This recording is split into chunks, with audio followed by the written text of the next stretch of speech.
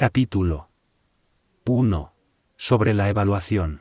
Sansa dice, la guerra es de vital importancia para el Estado, es el dominio de la vida o de la muerte, el camino hacia la supervivencia o la pérdida del imperio, es forzoso manejarla bien. No reflexionar seriamente sobre todo lo que le concierne es dar prueba de una culpable indiferencia en lo que respecta a la conservación o pérdida de lo que nos es más querido, y ello no debe ocurrir entre nosotros. Hay que valorarla en términos de 5 factores fundamentales, y hacer comparaciones entre diversas condiciones de los bandos rivales, con vistas a determinar el resultado de la guerra. El primero de estos factores es la doctrina, el segundo, el tiempo, el tercero, el terreno, el cuarto, el mando, y el quinto, la disciplina. La doctrina significa aquello que hace que el pueblo esté en armonía con su gobernante, de modo que le siga donde sea, sin temer por sus vidas ni a correr cualquier peligro. El tiempo significa el yin y el yang, la noche y el día, el frío y el calor, días despejados o lluviosos, y el cambio de las estaciones. El terreno implica las distancias, y hace referencia a dónde es fácil o difícil desplazarse, y si es campo abierto o lugares estrechos, y esto influencia las posibilidades de supervivencia. El mando ha de tener como cualidades, sabiduría, sinceridad, benevolencia, coraje y disciplina. Por último, la disciplina ha de ser comprendida como la organización del ejército, las graduaciones y rangos entre los oficiales, la regulación de las rutas de suministros, y la provisión de material militar al ejército. Estos 5 factores fundamentales han de ser conocidos por cada general. Aquel que los domina, vence, aquel que no, sale derrotado. Por lo tanto, al trazar los planes, han de compararse los siguientes 7 factores, valorando cada uno con el mayor cuidado. ¿Qué dirigente es más sabio y capaz? ¿Qué comandante posee el mayor talento? ¿Qué ejército obtiene ventajas de la naturaleza y el terreno? ¿En qué ejército se observan mejor las regulaciones y las instrucciones? ¿Qué tropas son más fuertes? ¿Qué ejército tiene oficiales y tropas mejor entrenadas? ¿Qué ejército administra recompensas y castigos de forma más justa? Mediante el estudio de estos 7 factores, seré capaz de adivinar cuál de los 2 bandos saldrá victorioso y cuál será derrotado. El general que siga mi consejo, es seguro que vencerá. Ese general ha de ser mantenido al mando. Aquel que ignore mi consejo, ciertamente será derrotado. Ese debe ser destituido. Tras prestar atención a mi consejo y planes, el general debe crear una situación que contribuya a su cumplimiento. Por situación quiero decir que debe tomar en consideración la situación del campo, y actuar de acuerdo con lo que le es ventajoso. El arte de la guerra se basa en el engaño. Por lo tanto, cuando es capaz de atacar, ha de aparentar incapacidad, cuando las tropas se mueven, aparentar inactividad. Si está cerca del enemigo, ha de hacerle creer que está lejos, si está lejos, aparentar que se está cerca. Poner cebos para atraer al enemigo. Golpear al enemigo cuando está desordenado. Prepararse contra él cuando está seguro en todas partes. Evitarle durante un tiempo cuando es más fuerte. Si tu oponente tiene un temperamento colérico, intenta irritarle. Si es arrogante, trata de fomentar su egoísmo. Si las tropas enemigas se hallan bien preparadas tras una reorganización, intenta desordenarlas. Si están unidas, siembra la disensión entre sus filas. Ataca al enemigo cuando no está preparado, y aparece cuando no te espera. Estas son las claves de la victoria para el estratega. Ahora, si las estimaciones realizadas antes de la batalla indican victoria, es porque los cálculos cuidadosamente realizados muestran que tus condiciones son más favorables que las condiciones del enemigo. Si indican derrota, es porque muestran que las condiciones favorables para la batalla son menores. Con una evaluación cuidadosa, uno puede vencer, sin ella, no puede. Muchas menos oportunidades de victoria tendrá aquel que no realiza cálculos en absoluto. Gracias a este método, se puede examinar la situación, y el resultado aparece claramente. Capítulo 2. Sobre la iniciación de las acciones. Una vez comenzada la batalla, aunque estés ganando, de continuar por mucho tiempo, desanimará a tus tropas y embotará tu espada. Si estás sitiando una ciudad, agotarás tus fuerzas. Si mantienes a tu ejército durante mucho tiempo en campaña, tus suministros se agotarán. Las armas son instrumentos de mala suerte, emplearlas por mucho tiempo producirá calamidades. Como se ha dicho, los que a hierro matan, a hierro mueren. Cuando tus tropas están desanimadas, tu espada embotada, agotadas tus fuerzas y tus suministros son escasos, hasta los tuyos se aprovecharán de tu debilidad para sublevarse. Entonces, aunque tengas consejeros sabios, al final no podrás hacer que las cosas salgan bien. Por esta causa, he oído hablar de operaciones militares que han sido torpes y repentinas, pero nunca he visto a ningún experto en el arte de la guerra que mantuviese la campaña por mucho tiempo. Nunca es beneficioso para un país dejar que una operación militar se prolongue por mucho tiempo. Como se dice comúnmente, sé rápido como el trueno que retumba antes de que hayas podido taparte los oídos, veloz como el relámpago que relumbra antes de haber podido pestañear. Por lo tanto, los que no son totalmente conscientes de la desventaja de servirse de las armas no pueden ser totalmente conscientes de las ventajas de utilizarlas. Los que utilizan los medios militares con pericia no activan a sus tropas 2 veces, ni proporcionan alimentos en 3 ocasiones, con un mismo objetivo. Esto quiere decir que no se debe movilizar al pueblo más de una vez por campaña, y que inmediatamente después de alcanzar la victoria no se debe regresar al propio país para hacer una segunda movilización. Al principio esto significa proporcionar alimentos para las propias tropas, pero después se quitan los alimentos al enemigo. Si tomas los suministros de armas de tu propio país, pero quitas los alimentos al enemigo, puedes estar bien abastecido de armamento y de provisiones. Cuando un país se empobrece a causa de las operaciones militares, se debe al transporte de provisiones desde un lugar distante. Si las transportas desde un lugar distante, el pueblo se empobrecerá. Los que habitan cerca de donde está el ejército pueden vender sus cosechas a precios elevados, pero se acaba de este modo el bienestar de la mayoría de la población. Cuando se transportan las provisiones muy lejos, la gente se arruina a causa del alto costo. En los mercados cercanos al ejército, los precios de las mercancías se aumentan. Por lo tanto, las largas campañas militares constituyen una lacra para el país. Cuando se agotan los recursos, los impuestos se recaudan bajo presión. Cuando el poder y los recursos se han agotado, se arruina el propio país. Se priva al pueblo de gran parte de su presupuesto, mientras que los gastos del gobierno para armamento se elevan. Los habitantes constituyen la base de un país, los alimentos son la felicidad del pueblo. El príncipe debe respetar este hecho y ser sobrio y austero en sus gastos públicos. En consecuencia, un general inteligente lucha por desproveer al enemigo de sus alimentos. Cada porción de alimentos tomados al enemigo equivale a 20 que te suministras a ti mismo. Así pues, lo que arrasa al enemigo es la imprudencia, y la motivación de los tuyos en asumir los beneficios de los adversarios. Cuando recompenses a tus hombres con los beneficios que ostentaban los adversarios los harás luchar por propia iniciativa, y así podrás tomar el poder y la influencia que tenía el enemigo. Es por esto par lo que se dice que donde hay grandes recompensas hay hombres valientes. Por consiguiente, en una batalla de carros, recompensa primero al que tome al menos 10 carros. Si recompensas a todo el mundo, no habrá suficiente para todos, así pues, ofrece una recompensa a un soldado para animar a todos los demás. Cambia sus colores, de los soldados enemigos hechos prisioneros, utilízalos mezclados con los tuyos. Trata bien a los soldados y préstales atención. Los soldados prisioneros deben ser bien tratados, para conseguir que en el futuro luchen para ti. A esto se llama vencer al adversario e incrementar por añadidura tus propias fuerzas. Si utilizas al enemigo para derrotar al enemigo, serás poderoso en cualquier lugar a donde vayas. Así pues, lo más importante en una operación militar es la victoria y no la persistencia. Esta última no es beneficiosa. Un ejército es como el fuego, si no lo apagas, se consumirá por sí mismo. Por lo tanto, sabemos que el que está a la cabeza del ejército está a cargo de las vidas de los habitantes y de la seguridad de la nación. Capítulo 3. Sobre las proposiciones de la victoria y la derrota. Como regla general, es mejor conservar a un enemigo intacto que destruirlo. Capturar a sus soldados para conquistarlos si dominas a sus jefes. Un general decía, practica las artes marciales, calcula la fuerza de tus adversarios, haz que pierdan su ánimo y dirección, de manera que aunque el ejército enemigo esté intacto sea inservible, esto es ganar sin violencia. Si destruyes al ejército enemigo y matas a sus generales, asaltas sus defensas disparando, reúnes a una muchedumbre y usurpas un territorio, todo esto es ganar por la fuerza. Por esto, los que ganan todas las batallas no son realmente profesionales, los que consiguen que se rindan impotentes los ejércitos ajenos sin luchar son los mejores maestros del arte de la guerra. Los guerreros superiores atacan mientras los enemigos están proyectando sus planes. Luego deshacen sus alianzas. Por eso, un gran emperador decía, el que lucha por la victoria frente a espadas desnudas no es un buen general. La peor táctica es atacar a una ciudad. Asediar, acorralar a una ciudad solo se lleva a cabo como último recurso. Emplea no menos de 3 meses en preparar tus artefactos y otros 3 para coordinar los recursos para tu asedio. Nunca se debe atacar por cólera y con prisas. Es aconsejable tomarse tiempo en la planificación y coordinación del plan. Por lo tanto, un verdadero maestro de las artes marciales vence a otras fuerzas enemigas sin batalla, conquista otras ciudades sin asediarlas y destruye a otros ejércitos sin emplear mucho tiempo.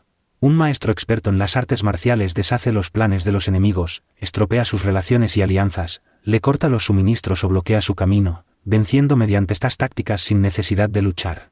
Es imprescindible luchar contra todas las facciones enemigas para obtener una victoria completa, de manera que su ejército no quede acuartelado y el beneficio sea total. Esta es la ley del asedio estratégico. La victoria completa se produce cuando el ejército no lucha, la ciudad no es asediada, la destrucción no se prolonga durante mucho tiempo, y en cada caso el enemigo es vencido por el empleo de la estrategia. Así pues, la regla de la utilización de la fuerza es la siguiente: si tus fuerzas son 10 veces superiores a las del adversario, rodéalo; si son 5 veces superiores, atácalo; si son 2 veces superiores, divídelo. Si tus fuerzas son iguales en número, lucha si te es posible. Si tus fuerzas son inferiores, mantente continuamente en guardia, pues el más pequeño fallo te acarrearía las peores consecuencias. Trata de mantenerte al abrigo y evita en lo posible un enfrentamiento abierto con él. La prudencia y la firmeza de un pequeño número de personas pueden llegar a cansar y a dominar incluso a numerosos ejércitos. Este consejo se aplica en los casos en que todos los factores son equivalentes. Si tus fuerzas están en orden mientras que las suyas están inmersas en el caos, si tú y tus fuerzas están con ánimo y ellos desmoralizados, entonces, aunque sean más numerosos, puedes entrar en batalla. Si tus soldados, tus fuerzas, tu estrategia y tu valor son menores que las de tu adversario, entonces debes retirarte y buscar una salida. En consecuencia, si el bando más pequeño es obstinado, cae prisionero del bando más grande. Esto quiere decir que si un pequeño ejército no hace una valoración adecuada de su poder y se atreve a enemistarse con una gran potencia, por mucho que su defensa sea firme, inevitablemente se convertirá en conquistado. Si no puedes ser fuerte, pero tampoco sabes ser débil, serás derrotado. Los generales son servidores del pueblo. Cuando su servicio es completo, el pueblo es fuerte. Cuando su servicio es defectuoso, el pueblo es débil. Así pues, existen 3 maneras en las que un príncipe lleva al ejército al desastre. Cuando un príncipe, ignorando los hechos, ordena avanzar a sus ejércitos o retirarse cuando no deben hacerlo, a esto se le llama inmovilizar al ejército. Cuando un príncipe ignora los asuntos militares, pero comparte en pie de igualdad el mando del ejército, los soldados acaban confusos. Cuando el príncipe ignora cómo llevar a cabo las maniobras militares, pero comparte por igual su dirección, los soldados están vacilantes. Una vez que los ejércitos están confusos y vacilantes, empiezan los problemas procedentes de los adversarios. A esto se le llama perder la victoria por trastornar el aspecto militar. Si intentas utilizar los métodos de un gobierno civil para dirigir una operación militar, la operación será confusa. Triunfan aquellos que saben cuándo luchar y cuándo no. Saben discernir cuándo utilizar muchas o pocas tropas. Tienen tropas cuyos rangos superiores e inferiores tienen el mismo objetivo. Se enfrentan con preparativos a enemigos desprevenidos. Tienen generales competentes y no limitados por sus gobiernos civiles.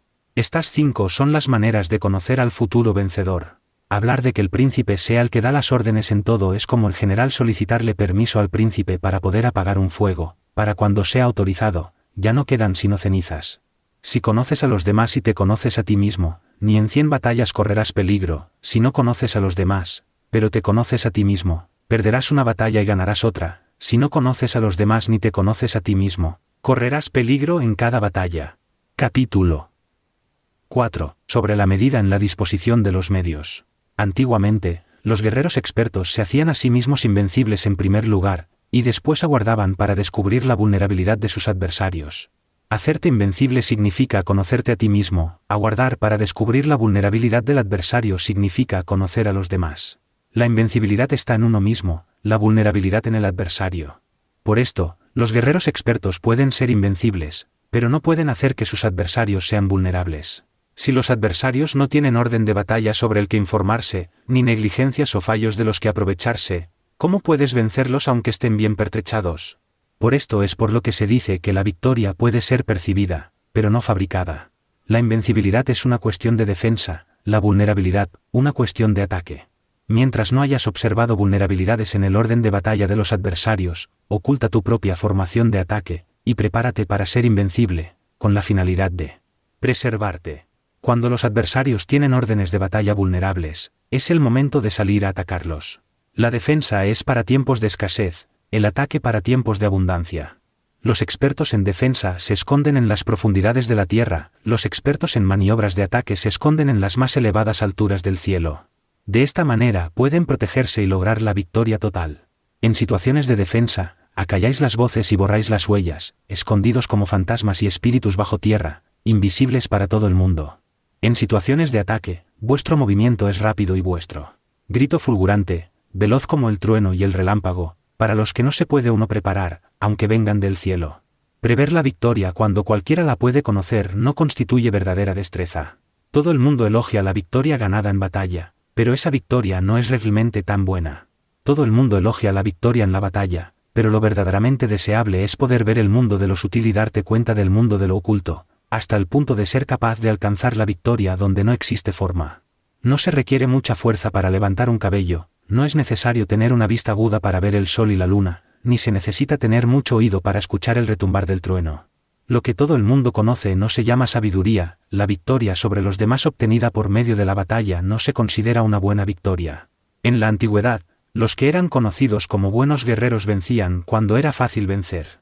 Si solo eres capaz de asegurar la victoria tras enfrentarte a un adversario en un conflicto armado, esa victoria es una dura victoria. Si eres capaz de ver lo sutil y de darte cuenta de lo oculto, irrumpiendo antes del orden de batalla, la victoria así obtenida es una victoria fácil. En consecuencia, las victorias de los buenos guerreros no destacan por su inteligencia o su bravura. Así pues, las victorias que ganan en batalla no son debidas a la suerte. Sus victorias no son casualidades, sino que son debidas a haberse situado previamente en posición de poder ganar con seguridad, imponiéndose sobre los que ya han perdido de antemano. La gran sabiduría no es algo obvio, el mérito grande no se anuncia. Cuando eres capaz de ver lo sutil, es fácil ganar. ¿Qué tiene esto que ver con la inteligencia o la bravura? Cuando se resuelven los problemas antes de que surjan, ¿quién llama a esto inteligencia? Cuando hay victoria sin batalla, ¿quién habla de bravura? Así pues, los buenos guerreros toman posición en un terreno en el que no pueden perder, y no pasan por alto las condiciones que hacen a su adversario proclive a la derrota. En consecuencia, un ejército victorioso gana primero y entabla la batalla después, un ejército derrotado lucha primero e intenta obtener la victoria después.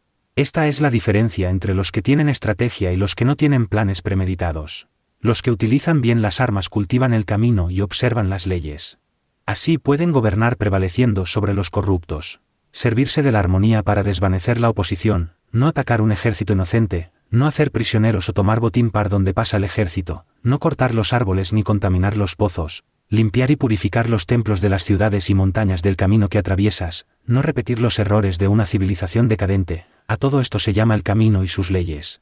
Cuando el ejército está estrictamente disciplinado, hasta el punto en que los soldados morirían antes que desobedecer las órdenes, y las recompensas y los castigos merecen confianza y están bien establecidos, cuando los jefes y oficiales son capaces de actuar de esta forma, pueden vencer a un príncipe enemigo corrupto.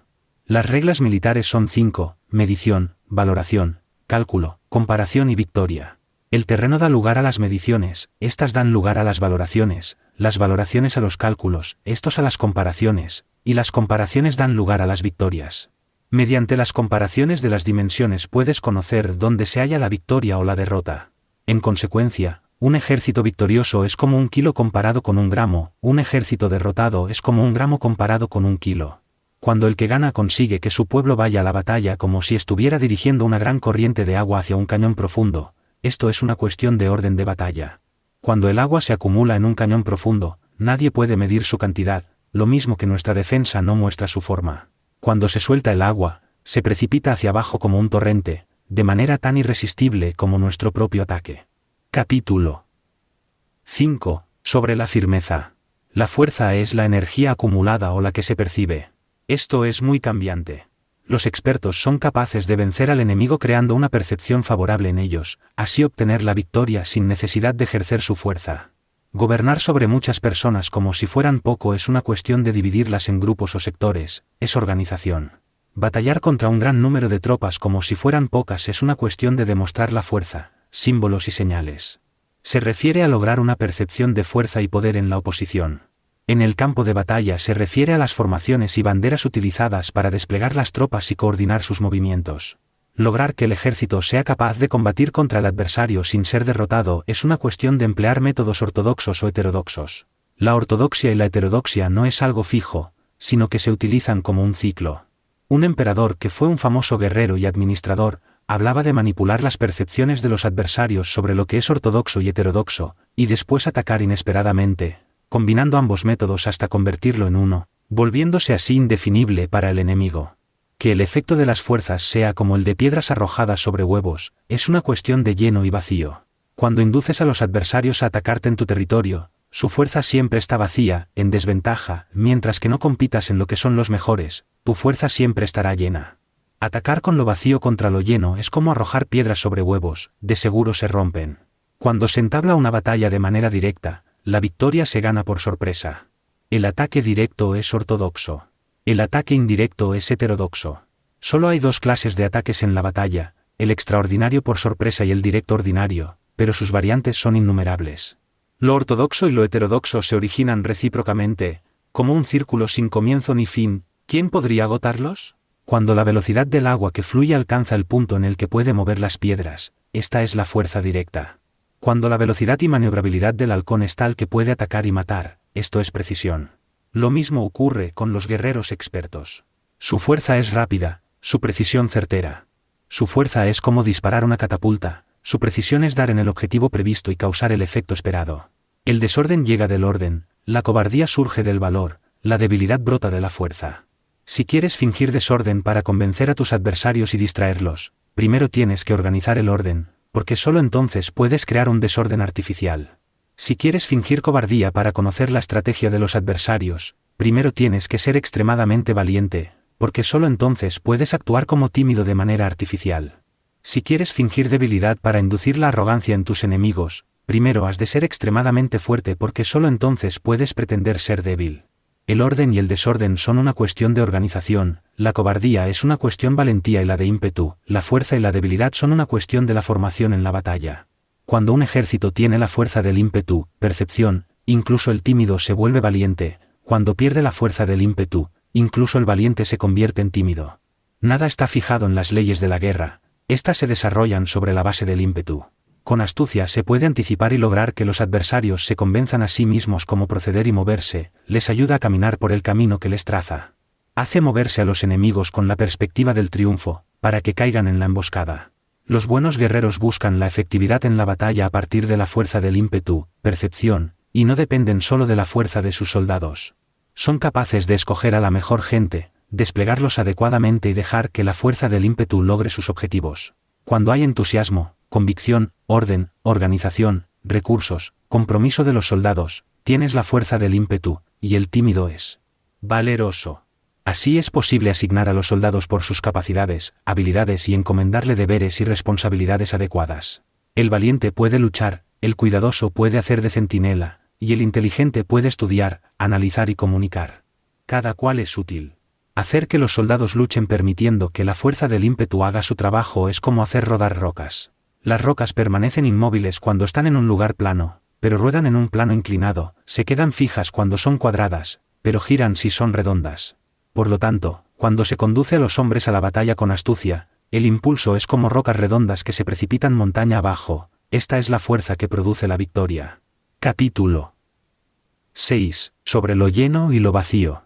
Los que anticipan, se preparan y llegan primero al campo de batalla y esperan al adversario están en posición descansada, los que llegan los últimos al campo de batalla, los que improvisan y entablan la lucha quedan agotados. Los buenos guerreros hacen que los adversarios vengan a ellos, y de ningún modo se dejan atraer fuera de su fortaleza. Si haces que los adversarios vengan a ti para combatir, su fuerza estará siempre vacía. Si no sales a combatir, tu fuerza estará siempre llena. Este es el arte de vaciar a los demás y de llenarte a ti mismo. Lo que impulsa a los adversarios a venir hacia ti por propia decisión es la perspectiva de ganar. Lo que desanima a los adversarios de ir hacia ti es la probabilidad de sufrir daños. Cuando los adversarios están en posición favorable, debes cansarlos. Cuando están bien alimentados, cortar los suministros. Cuando están descansando, hacer que se pongan en movimiento. Ataca inesperadamente, haciendo que los adversarios se agoten corriendo para salvar sus vidas. Interrumpe sus provisiones, arrasa sus campos y corta sus vías de aprovisionamiento. Aparece en lugares críticos y ataca donde menos se lo esperen, haciendo que tengan que acudir al rescate. Aparece donde no puedan ir, se dirige hacia donde menos se lo esperen. Para desplazarte cientos de kilómetros sin cansancio, atraviesa tierras despobladas. Atacar un espacio abierto no significa solo un espacio en el que el enemigo no tiene defensa. Mientras su defensa no sea estricta, el lugar no esté bien guardado, los enemigos se desperdigarán ante ti, como si estuvieras atravesando un territorio despoblado. Para tomar infaliblemente lo que atacas, ataca donde no haya defensa. Para mantener una defensa infaliblemente segura, defiende donde no haya ataque. Así, En el caso de los que son expertos en el ataque, sus enemigos no saben por dónde atacar. Cuando se cumplen las instrucciones, las personas son sinceramente leales y comprometidas, los planes y preparativos para la defensa implantados con firmeza. Siendo tan sutil y reservado que no se revelan las estrategias de ninguna forma, y los adversarios se sienten inseguros, y su inteligencia no les sirve para nada. Sé extremadamente sutil, discreto, hasta el punto de no tener forma. Sé completamente misterioso y confidencial, hasta el punto de ser silencioso. De esta manera podrás dirigir el destino de tus adversarios. Para avanzar sin encontrar resistencia, arremete por sus puntos débiles. Para retirarte de manera esquiva, sé más rápido que ellos. Las situaciones militares se basan en la velocidad, llega como el viento, muévete como el relámpago, y los adversarios no podrán vencerte. Por lo tanto, cuando quieras entrar en batalla, incluso si el adversario está atrincherado en una posición defensiva, no podrá evitar luchar si atacas en el lugar en el que debe acudir irremediablemente al rescate. Cuando no quieras entrar en batalla, incluso si trazas una línea en el terreno que quieres conservar, el adversario no puede combatir contigo porque le das una falsa pista. Esto significa que cuando los adversarios llegan para atacarte, no luchas con ellos, sino que estableces un cambio estratégico para confundirlos y llenarlos de incertidumbre. Por consiguiente, cuando induces a otros a efectuar una formación, mientras que tú mismo permaneces sin forma, estás concentrado, mientras que tu adversario está dividido. Haz que los adversarios vean como extraordinario lo que es ordinario para ti, haz que vean como ordinario lo que es extraordinario para ti.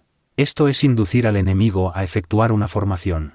Una vez vista la formación del adversario, concentras tus tropas contra él. Como tu formación no está a la vista, el adversario dividirá severamente sus fuerzas. Cuando estás concentrado formando una sola fuerza, mientras que el enemigo está dividido en 10, estás atacando a una concentración de 1 contra 10, así que tus fuerzas superan a las suyas. Si puedes atacar a unos pocos soldados con muchos, diezmarás el número de tus adversarios. Cuando estás fuertemente atrincherado, te has hecho fuerte tras buenas barricadas, y no dejas filtrar ninguna información sobre tus fuerzas, sal afuera sin formación precisa, ataca y conquista de manera incontenible. No han de conocer dónde piensas librar la batalla, porque cuando no se conoce, el enemigo destaca muchos puestos de vigilancia, y en el momento en el que se establecen numerosos puestos solo tienes que combatir contra pequeñas unidades. Así pues, cuando su vanguardia está preparada, su retaguardia es defectuosa, y cuando su retaguardia está preparada, su vanguardia presenta puntos débiles. Las preparaciones de su ala derecha significarán carencia en su ala izquierda. Las preparaciones por todas partes significará ser vulnerable por todas partes. Esto significa que cuando las tropas están de guardia en muchos lugares, están forzosamente desperdigadas en pequeñas unidades.